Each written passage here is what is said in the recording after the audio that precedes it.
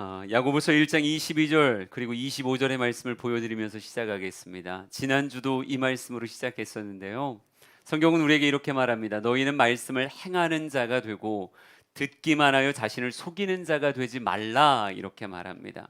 주님께서 들려주신 말씀, 보여주신 삶의 본은 우리가 그대로 행할 모범으로서 주어진 것이지, 예수님은 그렇게 살았구나라고 하는 지식으로 우리에게 준 것은 결코 아니다라고 하는 거죠. 그러기에 말씀을 듣기만 하는 사람은 자신을 속이는 사람이다라고 이렇게 말하고 있어요. 또한 성경은 이렇게 말합니다. 자유롭게 하는 온전한 율법을 들여다보고 있는 사람은 듣고 잊어버리는 자가 아니라 실천하는 자니 이 사람은 그 행하는 일에 복을 받으리라, 이렇게 말하고 있습니다. 진정한 실천자로서 그 말씀을 따라가기 시작하면 그 행하는 일로 복을 받으리라. 하나님께서는요, 복이라고 하는 하나님의 행하심을, 그 은혜를, 그 젖줄을 통하여 실천하는 그 실천의 젖줄을 통하여 우리의 삶에 허락해 주신다라고 하는 거예요. 우리가 지난주에는 충성에 관한 이야기를 나눴습니다.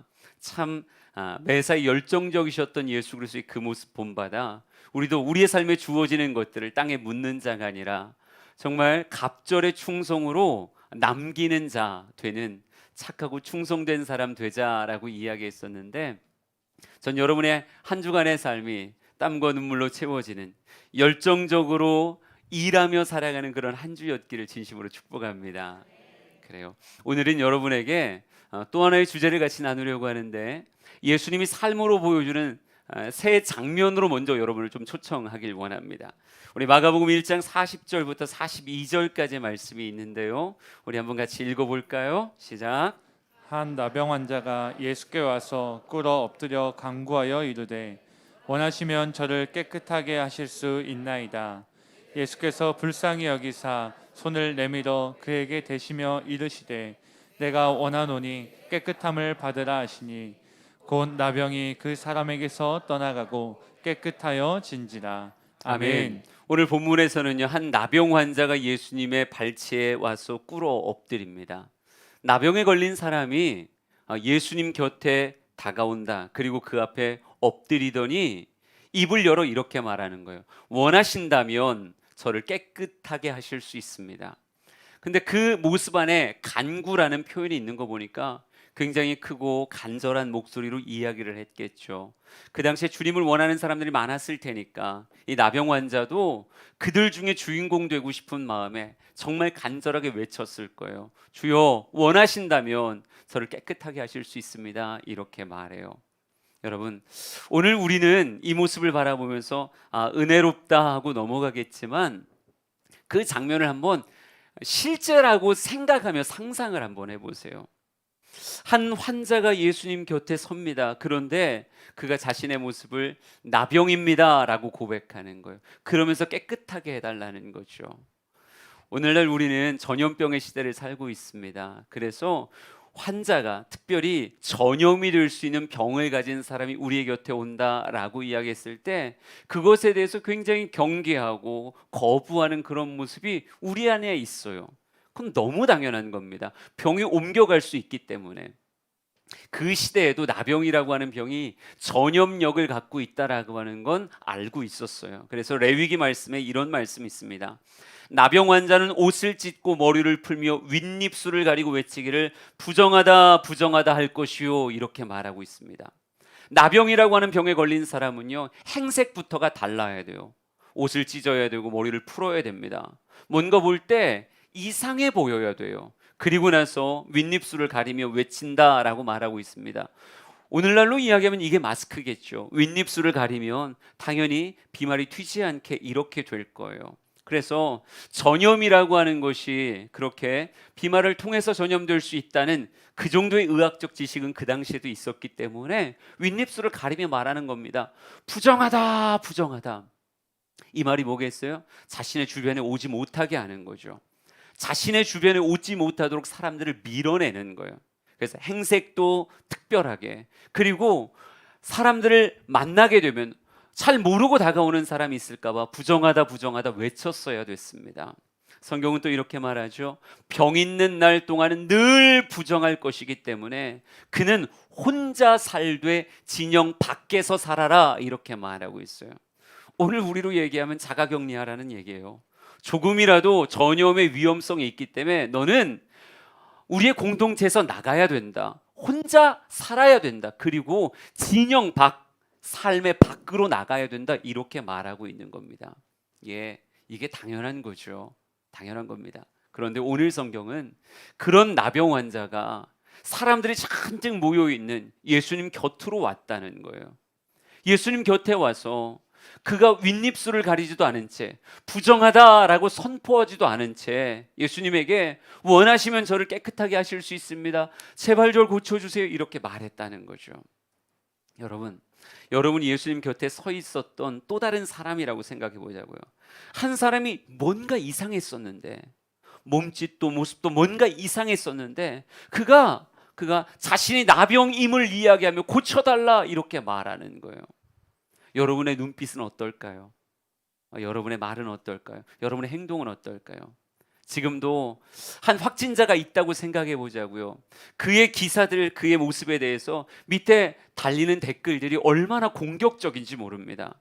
위험성이 조금이라도 있는데 외부 활동을 한다? 자가격리를 어기고 외부 활동을 하고 사람이 있는 곳을 찾아간다? 그런 사람들에게 손해배상을 해야 된다. 그 사람들을 아예 감금해야 된다. 뭐 별의별 이야기들이 많죠. 네, 그 정도로 전염병을 가진 자가 외부 활동을 한다는 건요, 위험한 거예요. 그러니까 우리에게 있어서 그런 사람이 이곳에 왔다, 한 확진자가 이곳에 왔다, 우리들도 경악할 거라고요. 고개를 돌리겠죠. 성급하게 그 곁을 빠져나가려고 하겠죠. 그런데 이 나병 환자 정말 목숨 걸고 왔을 텐데 예수님께서 이렇게 반응하시네요. 그 나병 환자에게 불쌍히 여기사 손을 내밀어 그에게 대시며 이르시되 내가 원하노니 깨끗함을 받으라, 이렇게 말씀하세요. 여러분, 예수님 손 안 대셔도 돼요. 멀찍이 떨어지셔가지고 나병 환자 거기 있어 라고 이야기하고 내가 원하니 깨끗함을 받아라 라고 육신의 병을 치유해 줄 수 있어요. 그런데 오늘 성경의 예수님은요, 그 나병 환자라는 것을 아시면서도 그에게 손을 대었다라고 말하고 있어요. 손을 대고 깨끗함을 받아라 라고 이야기하십니다. 여러분은 무엇을 느끼십니까? 이 나병 환자는 그가 나병에 확진된 이후로 사랑하는 가족에게서도 떠났어야 됐고, 친구들도 우리의 우정은 영원하다라고 말했던 친구들도 다 그 곁을 떠났을 거예요. 나병에 걸린 후에 가장 큰 괴로움은 육체적 괴로움도 있었겠지만요, 삶의 외로움 아니었을까요? 지금도 그가 나병이다라고 하는 것을 알게 되면 사람들이 돌로 그에게 던지고 그를 심지어 그렇죠, 처벌해도 뭐라고 하소연할 데도 없을 거예요. 이 사람은 더 이상 외롭고 싶지 않았을 겁니다. 더 이상 그렇게 살고 싶지 않았기에 예수님 앞에 나와서 마지막 그 소망으로 죽음을 각오하고 이야기했을 거예요. 근데 예수님은 몸을 고쳐주시기 이전에 그의 몸에 손을 대시는, 나병이 걸린 후에 최초로 아마 그를 만진 사람이 아닐까요? 그 손길 안에 참 놀라운 따스함이 있지 않았을까요? 병이 고쳐지기 전에 그의 마음이 먼저 고쳐지지 않았을까요? 성경에서 보여지는 예수님은 그런 분이셨어요. 모두가 멀리하는 나병 환자에게 손을 대어주시는 분. 또 하나의 장면을 여러분에게 보여드리겠습니다. 요한복음 13장입니다. 2절부터 말씀을 보면요, 성경에 이렇게 쓰여져 있습니다. 마귀가 벌써 시몬의 아들 가룟 유다의 마음에 예수를 팔려는 생각을 넣었다, 이렇게 말하고 있어요. 여러분, 가룟 유다가 한 번도 난 예수님 팔려고 지금 돈 받고 온 길이에요 이렇게 말 안 했을 거예요. 다른 제자들은 아무도 그가 그런 마음을 가진 줄 몰랐죠. 하지만 예수님도 몰랐을까요? 아니요, 예수님 알고 계셨어요. 나중에 성만찬 가운데 예수님이 이렇게 말씀하시는 장면이 있습니다. 심령이 괴로워 증언하여 이르시되 너희 중 하나가 나를 팔 것이다, 이렇게 말씀하세요. 예수님은 가룟 유다의 마음 안에 예수님을 팔겠다라고 하는 것을 그 마음이 들어있고 그 마음을 실행하고 있다는 걸 다른 사람은 몰라도 예수님은 다 알고 계셨어요.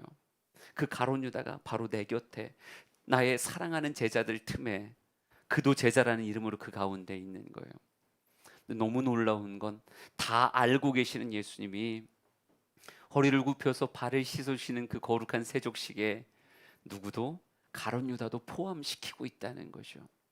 가룟 유다가 조각을 받고 나갔다 그랬어요. 무슨 조각을 받았을까요? 성만찬의 조각을 받았겠죠. 그게 30절입니다.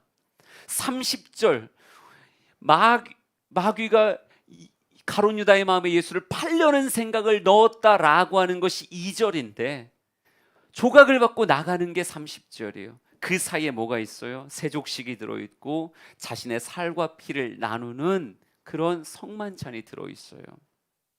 예수님은 다 아시면서 가룟 유다의 발을 씻어 주신 것이고요, 다 아시면서 살과 피로 상징되어지는 포도주와 떡을 그에게 나누어 주신 겁니다. 여러분, 우리라고 한번 생각해 보자고요. 그의 마음이 보여요. 내 뒤통수를 칠 거라는 게 눈에 보여요. 나를 사랑해서 내 곁에 있는 것이 아니라 나를 팔려고 내 곁에 있다는 게 너무도 눈에 보인다고요. 여러분, 그에게 허리를 숙이며 발을 씻어줄 수 있으시겠어요? 살과 피를 나눈다. 여러분, 이런 얘기 하잖아요. 내 피 같은 돈이야, 이렇게 얘기하는데, 여러분이 피를 나눈다라고 해서 여러분의 소중한 돈을 그 사람에게 나누어 준다, 가능할 거라고 생각하세요? 우리는 쉽게 엄두 내지 못하는 거예요. 우리는 배신당할까 봐 늘 두려워하는 사람들인데, 이 사람이 나의 뒤통수를 칠까 봐 두려워하는 사람인데, 그렇게 될 거라는 걸 너무 뻔하게 아는 대상에게 어찌 허리를 숙이고, 어찌 그 더러운 발을 내 손으로 씻으며, 어찌 그를 위해서 내 피와 살을 나눠줄 수 있겠어요? 예수님은 다 아심에도 불구하고 그렇게 행하시더라고요. 또 하나의 장면을 보여드릴게요. 누가복음 23장입니다. 이곳은 십자가의 장소라고 말할 수 있어요. 우리 같이 한번 읽어볼까요? 시작. 해골이라 하는 곳에 이르러 거기서 예수를 십자가에 못 박고 두 행악자도 그렇게 하니 하나는 우편에 하나는 좌편에 있더라. 이에 예수께서 이르시되 아버지, 저들을 사하여 주옵소서. 자기들이 하는 것을 알지 못함이니이다 하시더라. 그들이 그의 옷을 나눠 죄비를 뽑을새 백성은 서서 구경하는데 관리들은 비웃어 이르되 저가 남을 구원하였으니 만일 하나님이 택하신 자 그리스도이면 자신도 구원할지어다 하고. 아멘. 골고다의 동산에 십자가 3개가 서 있습니다. 그 중에 둘은요, 행악자의 십자가입니다. 그들은 자기가 삶으로 범했던 악으로 인해서, 행악으로 인해서 십자가에 달려 있는 거예요. 그러나 그중 하나의 십자가는 의미가 다릅니다. 예수님은 이 땅의 삶을 살아가면서 죄와의 싸움에서 한 번도 진 적이 없으신 분이었어요. 죄는 없으시니라 라고 하는 것이 예수 그리스도의 삶의 요약이었습니다. 그런데 그 예수님이 십자가를 지고 계세요. 무엇 때문일까요? 자신의 죄 때문이 아니었습니다. 모든 사람의 대속물이 되기 위한 희생의 사랑으로서 받지 않아도 될 십자가를 받고 계신 거예요. 여러분, 실제의 십자가와 우리의 상상의 십자가는 결코 같지 않을 겁니다. 우리가 어떤 십자가를 상상하든 진정한 십자가의 100분의 1, 1000분의 1도 안 될 거예요. 그 고통으로만 똘똘 뭉친 그 십자가에 예수님이 달려 계시는 거예요. 누구를 위해서요? 그 십자가 곁에 있는 수많은 사람들, 수많은 인류를 가슴에 품고 예수님이 십자가에 달리시는 겁니다. 그런데 오늘 성경을 보면요, 그 십자가를 둘러선 사람들의 모습이 이렇게 묘사되고 있어요. 예수님의 수치를 가질 마지막 옷 한 조각이었겠죠. 그것조차도 먼저 자기가 가지겠다고 그들이 눈앞에서 제비를 뽑는 그런 장면이 성경에 기록되고 있고요. 백성들은 그런 예수 그리스도의 고통의 십자가를 그저 서서 구경하더라, 이렇게 말하고 있어요. 조그만 연민이 느껴지지 않아요. 강 건너 불을 구경하듯, 야, 참 뜨겁겠다, 그저 아무 무미건조한 말로 이야기하듯 그들은 멍한 눈으로 십자가를 구경하고 있고요. 가장 곁에 있었던 관리들, 아마 십자가형을 집행하는 사람들이겠죠. 이런 관리들은 비웃더라고요. 비웃으며 이렇게 말하는 게 예수님의 귀에 들립니다. 저가 남을 구원하였으니 만일 하나님이 택하신 자 진짜 그리스도라면 자신도 구원해 보지 왜? 이렇게 말하더라고요. 여러분, 이런 모습들과 표현들이 고통 중에 있는 예수님의 눈에 보이고 예수님의 귀에 들려요. 여러분이라면 그 십자가에서 무슨 고백을 하시겠습니까? 십자가를 완성하긴 해야 되겠지만 그래도 눈에 보여지는 것이 그렇고 들려지는 것이 그렇다면 여러분 뭐라고 한마디 해주고 싶어요? 너희들 나중에 후회할 거야. 지금 이 시간을 나중에 가슴을 치며 아파할 걸. 이 의미를 진짜 알게 되는 그날에 너희들은 자신들의 혀를 뽑고 싶을 거야. 뭐 이렇게 말해주고 싶지 않을까요? 그런데 예수님이 이렇게 기도하시더라고요. 아버지, 저들을 사해 주세요. 자기들이 하는 것을 알지 못합니다. 여러분에게 특별히 도드라지는 세 개의 장면을 보여드렸어요. 문둥병자에게 손을 대시는 예수님의 모습, 그리고 나를 배신할 걸 너무 잘 아는 그 상황 가운데 발을 씻기고 살과 피를 나누어 주시는 예수 그리스도의 모습, 그들을 위한 십자가임에도 멍한 눈으로 구경하고 조롱하고 비웃고 자기 욕심을 챙기는 그런 모습. 여러분, 그런 상황이 우리에게 벌어진다면 우리는 어떻게 행동했을까? 아마 그렇죠. 우리의 격분한 노가 아마 뭐 주변을 초토화시킬 수도 있겠죠. 그러나 예수님은 그렇게 하지 않았다고요. 어떻게 혐오를 이겼을까? 어떻게 미움을 이겼을까? 어떻게 그 상황과 그 여건에 되어지는 일들을 이겼을까? 저는 성경을 보면서요, 사랑이라고 하는 단어의 위대함을 만나는 것 같았어요. 진정 혐오와 미움과 그 상황과 여건을 이길 수 있는 힘, 그건 예수님의 마음 안에 있는 사랑이란 단어밖에 없지 않았을까요? 아가서 8장을 보여드릴게요. 사랑에 대한 찬가라고 말할 수 있는데 이렇게 표현이 나옵니다.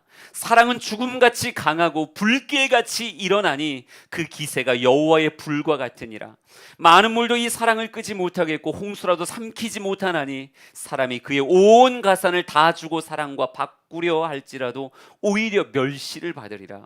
여러분, 극한의 상황을 이겨낼 수 있고 극한의 감정을 이길 수 있는 유일한 길, 여호와의 불과 같은 기세인 무엇밖에 없어요? 사랑밖에 없다고요. 예수님은 이 땅의 삶을 사랑으로 사셨던 분이세요.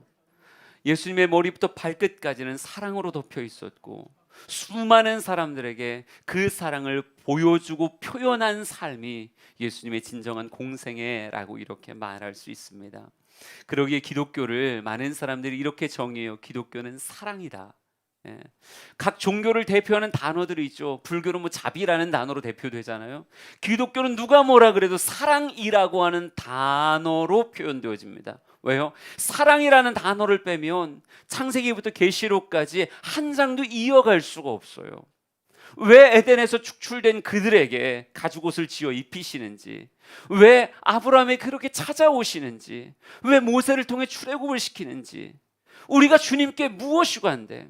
여러분, 진짜 성경은요, 사랑이라고 하는 접속사가 없이는 한 장도 이어져서 넘어가지 않는 게 성경이라고 말할 수 있어요. 그래서 우리는 이렇게 표현합니다. 하나님이 사랑이시라고, 예수 그리스도가 사랑이시라고, 성령님이 사랑이시라고, 교회는 사랑의 공동체라고 이렇게 말하는 거예요. 요한일서 4장에 말합니다. 하나님은 사랑이심이라. 하나님의 사랑이 우리에게 이렇게 나타난 바 되었으니 하나님이 자기의 독생자를 세상에 보내심은 그로 말미암아 우리를 살리려 하심이라.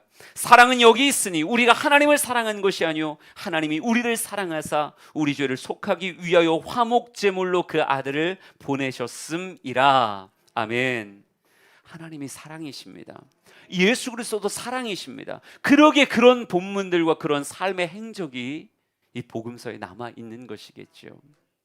여러분, 오늘 우리가 도전할 들음으로만 자신을 속이는 자가 아니라 실천할 삶의 힘을 씨앗으로서 도전해보고 싶은 모습은요, 이 사랑이라고 하는 단어입니다.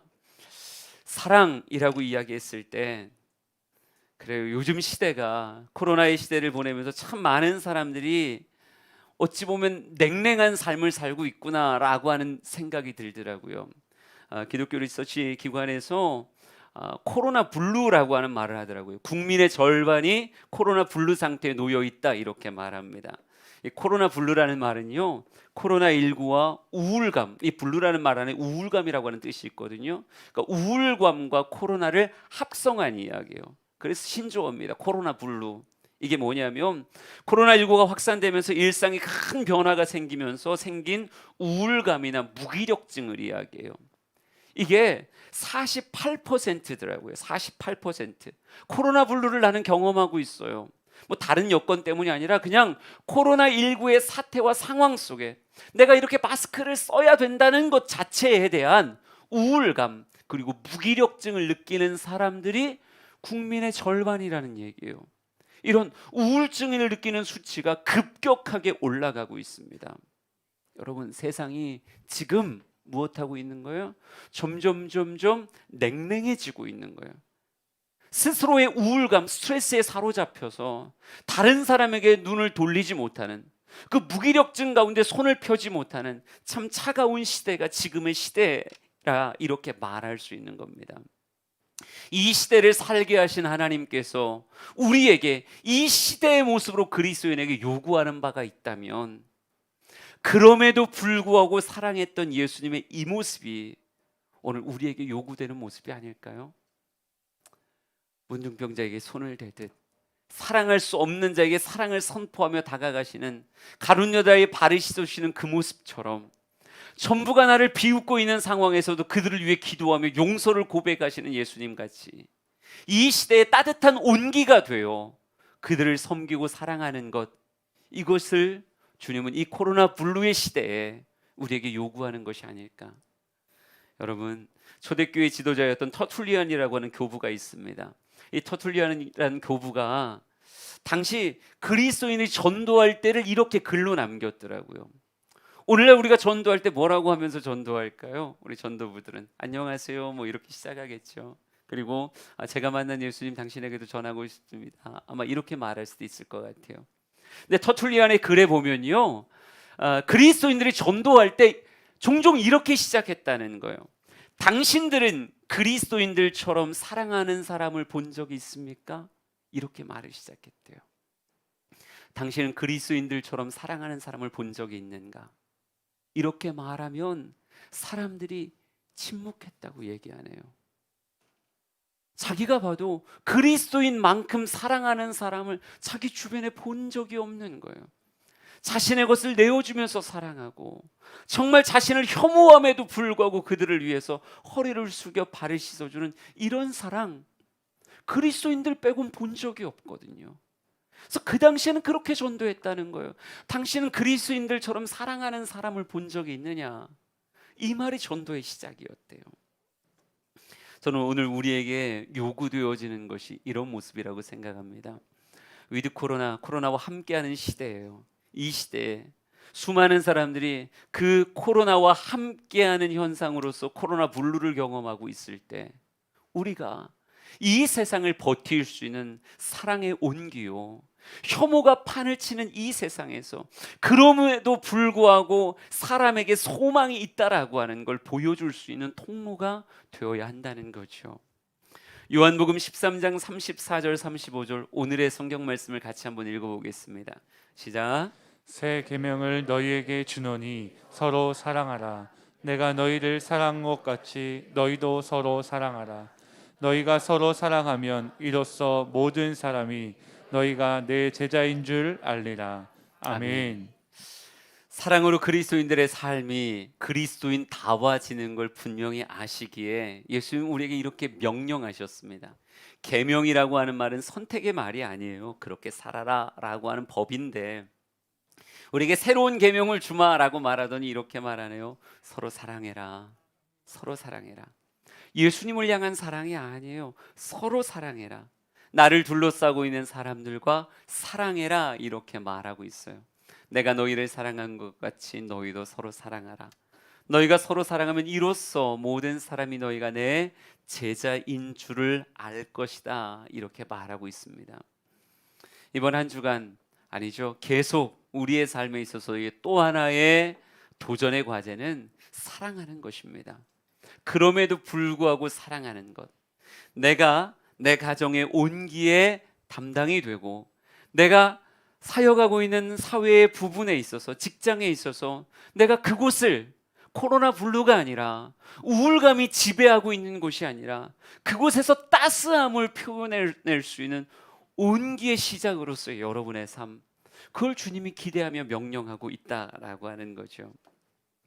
오늘 성경 말씀을 통해서 우리가 가슴에 새길 수 있는 것이 무엇일까요? 첫째는 이걸 거예요. 아, 사랑이 명령이 될 수도 있구나라고 하는 거예요. 우리는 사랑이라고 하는 것을 논할 때 늘 감정에 기대어서 이야기합니다. 내 감정에 기대어서 사랑, 그리고 사랑하지 않음을 나누어요. 감정적인 사랑이죠.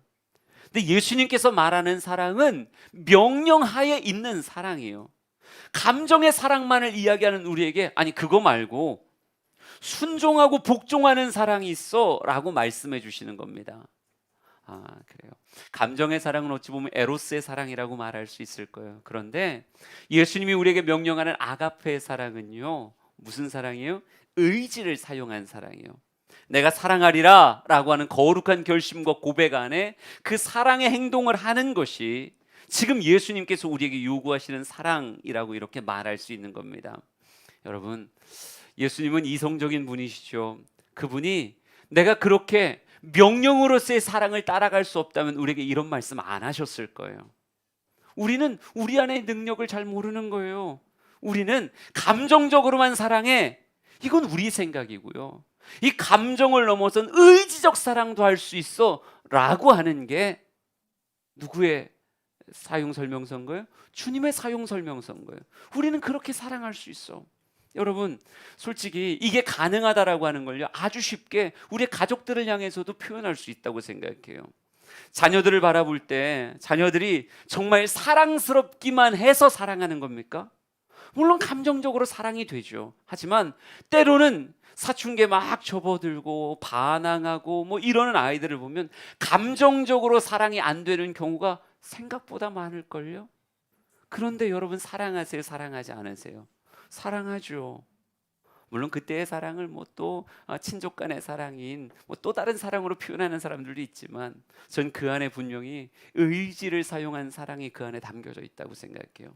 너는 내 아들이야, 너는 내 딸이야 라고 하는 고백 안에서 하는 의지적인 사랑. 여러분, 이 사랑의 틀을 무엇하자는 거예요? 더 펼치자는 거예요. 지금까지 해오고 있었던 그 의지적인 사랑을 오히려 감정적인 사랑을 넘어설 만큼 표현하자. 그래서 우리에게 허락되어진 모든 사람을 서로 사랑하겠다라고 하는 모습으로 나아가는 것이 그리스도인다운 모습이다라고 하는 거죠. 그러기에 우리 주변에 있는 참 다양한 사람들, 그들을 향한 우리들의 마음을 하나로 통일할 수 있었으면 좋겠어요. 참 다양하지만 내가 그들을 향한 반응은 예수 그리스도가 그랬듯 나도 그래 보리라. 아, 내가 아무개도 사랑하고 또 아무개도 사랑하고 또 아무개도 사랑하는, 어떤 사람은 감정적으로까지 사랑이 되어서 좀 더 수월한 사람이 있겠고, 어떤 사람은 감정적으로 담을 수 없기에 굉장히 힘든 사람도 있겠지만, 나는 사랑하는 사람으로 이 땅의 삶을 살 것이다 라고 하는 거룩한 결심과 함께 새 계명을 주신 하나님 앞에 순종하며 사랑해 나가는 우리 모두가 되었으면 참 좋겠습니다. 그래요. 우리는 사랑하며 살아갈 사람이에요.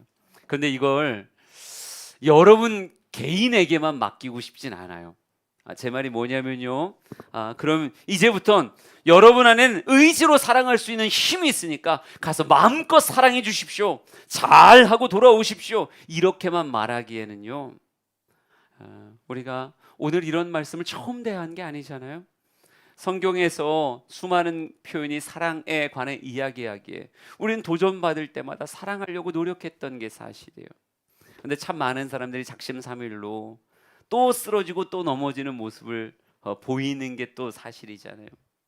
저의 고민이 이거였습니다. 예, 주님 알아요. 계명으로서 사랑해야 되는 거. 그런데 그 사랑이 때때로 안 돼요. 오늘 결심하고 사랑하겠습니다 하고 노력하는데도 또 감정적으로 부딪히기 시작하면, 삶에서 다른 상황이 벌어지기 시작하면 어느샌가 그 사람이 너무 싫은 거예요. 쳐다보기 싫은 거예요. 말 걸기 싫은 거예요. 그를 덮어줄 사랑이 내 안에 없다는 게 느껴지는 거예요. 주님, 그럼 저는 어떻게 해야 돼요? 사랑하겠다는 결심이 없는 건 아닌데 사랑하려니 그 힘이 너무 미약하게 느껴지는 거죠. 여러분, 과연 우리의 삶은 결심하고 넘어지고 결심하고 넘어지고 이런 것의 반복이 되어야 될까요? 과연 어떻게 예수님처럼 사랑할 수 있을까? 과연 어떻게 하면 초대 교인들과 같이 그렇게 사랑할 수 있을까? 해답 같은 말씀을 여러분에게 하나 주어 드리려고 합니다. 로마서 5장 5절 말씀을 한번 같이 볼게요. 5절부터 8절까지 쭉 쓰여져 있는데 그 중에 5절만 한번 같이 읽어보겠습니다. 시작. 소망이 우리를 부끄럽게 하지 아니함은 우리에게 주신 성령으로 말미암아 하나님의 사랑이 우리 마음에 부은 바 됨이니. 아멘. 아멘. 말씀을 이렇게 한번 해석을 해볼게요. 소망이 우리를 부끄럽게 하지 아니함은 이렇게 써 있어요. 근데 이 말을 소망이 부끄럽게 하지 아니함이라고 하는 표현을 약간 바꾸면 소망은 때때로 우리를 부끄럽게 할 때도 있다라고 말할 수 있지 않을까요? 뒤에가 없다면. 소망이 우리를 부끄럽게 하지 않으려면 뒤에 구절들이 따라와야 되는 거예요. 근데 뒤에 구절이 없다면 때로는 이런 것들을 경험할 수 있겠죠. 소망을 품었던 내가 부끄러워지는. 여러분, 소망이 나를 부끄럽게 하는 이유가 무엇일까요? 뭐가 없기 때문에? 뒤에 구절이 없기 때문에 그래요. 뒤에 구절이 있을 때만이 소망이 우리를 부끄럽게 하지 않는 것이지 뒤에 구절이 없다면 소망은 우리를 부끄럽게 할 수 있다는 거예요. 말씀을 들으면서 소망에 불타요. 아, 나 사랑하는 사람이 될 거야. 나 문둥병자에게 손대는 그런 인생이 될 거고 나의 심지어 뒤통수를 칠 걸 뻔히 아는 그 대상에게 그럼에도 그의 발을 씻어주는 그런 사랑의 사람이 될 거야. 야, 내가 그렇게 세상을 산다고 생각하니까 너무 스스로가 우월하고 아름다워 보이고 막 자기 애가 막 북돋는 것 같죠. 아, 그런 사랑의 사람이 돼야지. 그리고 나가서 누구의 힘만으로? 자기의 의지와 결심만으로 현장에 나갔다 치자고요. 그런데 그 소망이 나를 부끄럽게 하는 거예요. 왜? 현실에서 마주친 그 가룟 유다는 생각보다 너무 강적이에요. 현실에서 마주친 그 문둥병자는요, 손을 대기가 너무너무 거북스러운 그런 외형을 가지고 있는 거예요. 난 그렇게 할 줄 알았는데, 난 그 소망을 가졌을 때 난 그런 우월한 인생이 될 줄 알았는데 가서 또 무너지는 나를 발견하는 거죠. 그 소망을 가졌다는 사실이 부끄러워지는 거예요. 여러분, 이럴 때가 얼마나 많냐고요. 왜 그래요? 에너지원으로 나만 생각하니까 그런 거예요. 나의 의지만 생각하니까 그 에너지원으로 내 소망을 따라갈 수 있다고 생각하는 거죠. 여러분, 그 소망 가지고 안 돼요. 그 에너지 가지고는 그 소망 못 따라간다고요. 그러니 우리에겐 그 뒤가 있어야 되는 거예요. 예수님의 사랑을 내가 삶에서 베풀겠다, 예수님의 그 모습을 내 삶에서 재현하겠다라고 얘기하면 에너지원이 달라야 된다고요. 요즘 한창 비가 많이 왔어요. 한 3, 40일 온 것 같아요. 비가 어마어마하게 오니까 각 댐들마다 얼마나 물이 많은지, 그리고 그 물들 뭐 계속 가둬둘 수가 없으니까 수문을 열고 물을 막 뿜어내는 거예요. 그러다 보니까 많은 분들이 대청댐도 구경 가더라고요. 수문 개방한 거 보겠다고.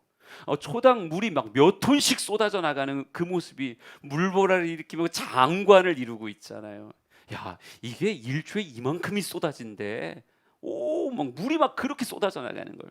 여러분, 그런데 그 물이 그렇게 쏟아지는 것이 계속됨에도 불구하고 또 쏟아낼 수 있고 또 쏟아낼 수 있는 이유가 무엇일까요? 대청호가 저수지가 아니라서 그래요. 여러분, 저수지도 수문을 개방하면 물이 나가요. 나가는데 얼만큼 나갈 수 있을까요? 고작 해야 1시간? 고작 해야 몇십 분? 몇십 분 만에 바닥을 드러내면요, 열어놓은 수문이 무색할 만큼 정말 쫄쫄쫄쫄 흐르는 물을 보게 될 거예요.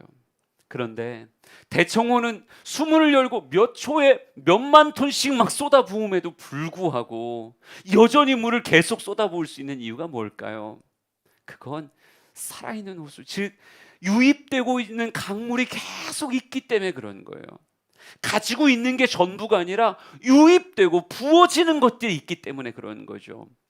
우리가 소망에 부끄럽지 않으려면요, 말씀에 받는 은혜에 부끄럽지 않으려면 우리에게 반드시 있어야 되는 것이 무엇입니까? 소망이 우리를 부끄럽게 하지 아니하면 우리에게 주신 성령으로 말미암아 하나님의 사랑이 우리의 마음에 부은 바 되미니, 하나님의 사랑을 꿈꾸고 예수 그리스도의 사랑을 꿈꾸는 자, 그의 마음에 무엇이 있어야 돼요? 계속 유입되어 들어오는 하나님의 사랑에 부은 바가 있어야 되는 거예요. 그러니까 우리에게 은혜가 그렇게 중요하다니까요. 이 험난한 세상을 살아갈 때 우리가 각박해지지 않으려면, 똑같이 우울증과 스트레스로 코로나 블루의 희생자가 되지 않으려면요, 오히려 우리에게는 예배의 문이 열려야 되고 기도와 말씀의 문이 열려야 되는 거예요. 하나님이 공급하시는 은혜의 젖줄이 계속되어질 때 세상에서 그럼에도 불구하고 사랑하고 그럼에도 불구하고 화목의 핵심이 되어지는 그런 인생을 살아갈 수 있는 거라고요. 여러분, 저는 우리 모든 성도들이 예배의 자리마다 또 우리에게 주신 말씀과 기도의 자리마다 내 삶을 채우시는 하나님의 은혜의 그 부은 바 됨을, 그 사랑의 부은 바 됨을 경험할 수 있었으면 좋겠습니다. 혼자 힘으로 안 되던 게 사랑을 부은 바 받아서 가면 여러분의 삶이 그것을 따라가는 걸 보게 될 거예요. 소망이 우리를 부끄럽게 하지 않는 걸 경험하게 될 거라고요. 여러분, 그래요, 다르게 살아야 됩니다. 분명히 세상과 다르게 살아야 돼요. 그 힘은 하나님과의 연결에 있고 하나님과의 그 깊은 공급되는 은혜의 해결책이 있습니다. 우리 오늘 이 찬양 부를 건데요, 오직 주의 사랑에 매여라고 하는 찬양이 있어요. 주님의 사랑에 매인다면 우리 사랑하고 살 수 있지 않을까요?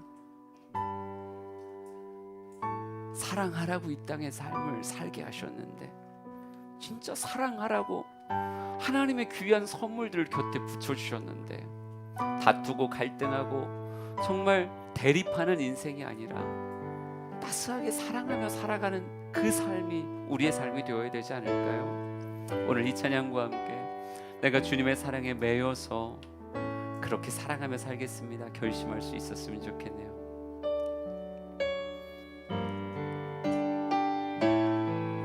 같이 고백합시다. 오직 주의 사랑에 매여 내 영 기뻐 노래합니다. 이 소망의 언덕 기쁨의 땅에서 주께 사랑드립니다. 오직 주의 임재 안에 갇혀 내 영 기뻐 찬양합니다. 이 소명의 언덕 거룩한 땅에서 주께 경배드립니다. 주께서 주신 모든 은혜 나는 말할 수 없네. 내 영혼 즐거이 주 따르렵니다. 주께 내 삶 드립니다. 주께서 주신 모든 은혜 나는 말할 수 없네. 내 영혼 즐거이 주 따르렵니다. 주께 내 삶 드립니다. 우리 한 번만 더 찬양하고 기도합시다. 주께서 주신 모든 은혜 나는 말할 수 없네. 나는 말할 수 없네. 내 영혼 따르렵니다. 주께 삶 드립니다. 하나님, 우리가 고인물로 살아가지 않게 하시고 공급받아 흘려보내는 강물 같은 인생 되게 하옵소서. 정말 주님의 사랑이 부음바 되어져서 이 땅의 삶을 사랑하고 살기를 원합니다. 섬기며 살기를 원합니다. 정말 그들에게 손대고 살아가는 인생 되길 원합니다. 우리 그 마음 가지고 기도합시다. 주여 한번 부르짖고 기도합니다. 주여, 하나님, 우리가 그렇게 살길 원합니다. 사랑으로 살기를 원합니다. 주님이 사랑의 모습으로 이 땅의 삶을 사셨기에 우리도 사랑의 모습으로 이 땅의 삶을 살기를 원합니다. 그렇게 살고 싶습니다. 그렇게 걷고 싶습니다. 오직 주의 사랑에 매여 그렇게 살고 싶습니다. 아버지요, 우리에게 그 은혜와 복을 허락하여 주시옵소서. 그 은혜와 복을 우리에게 허락하여 주시옵소서. 날마다 주님께 공급받은 사랑으로, 공급받은 그 은혜로 세상을 섬기며 살아가는 우리네 삶의 모습이 되게 하옵소서. 오 성령여 임하소서. 오 성령여 임하소서. 오 성령여 임하소서. 오 성령여 임하소서. 오 성령여 임하소서. 더 충만하게 채워주옵소서.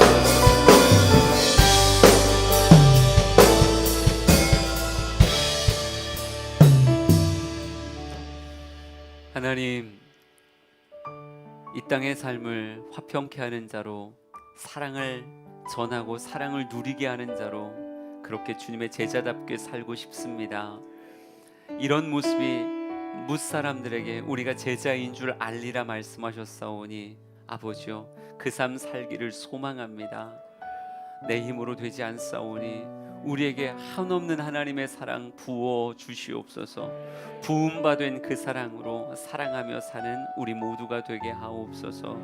하나님, 우리 주양의 성도들 지켜주시고 어느 곳에도 정말 어떤 상황에서도 흔들리지 아니하는 그리스도의 제자의 삶 살게 하옵소서.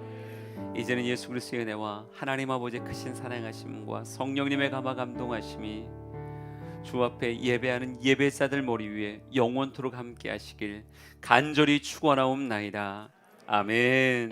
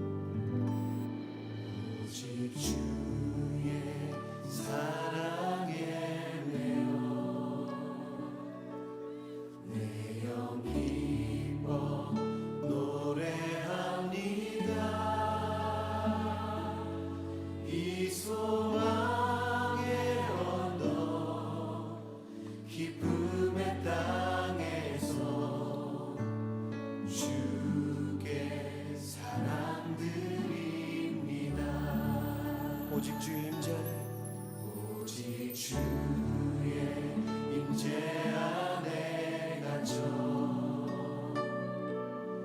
내 영 기뻐 찬양합니다.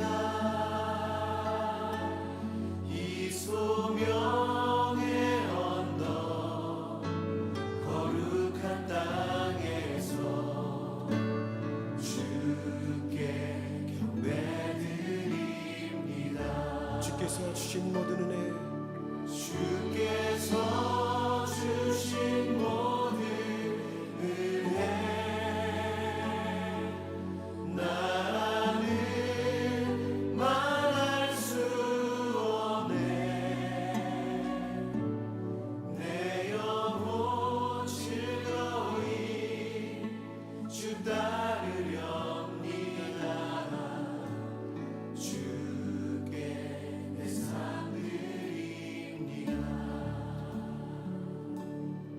우리 다시 한번 이 고백 드릴 때 오늘 이곳 이곳에 임재하신 그 하나님의 그 사랑의 품으로 좀 우리의 삶을 드리면서 우리보다 더 우리를 사랑하시고 우리가 주님을 찾는 것보다 더 우리를 먼저 찾아오신 그 주님 앞에 우리의 사랑을 고백하며 나갑시다. 우리 고백 드릴 때 자매들이 먼저 고백하며 나가겠습니다.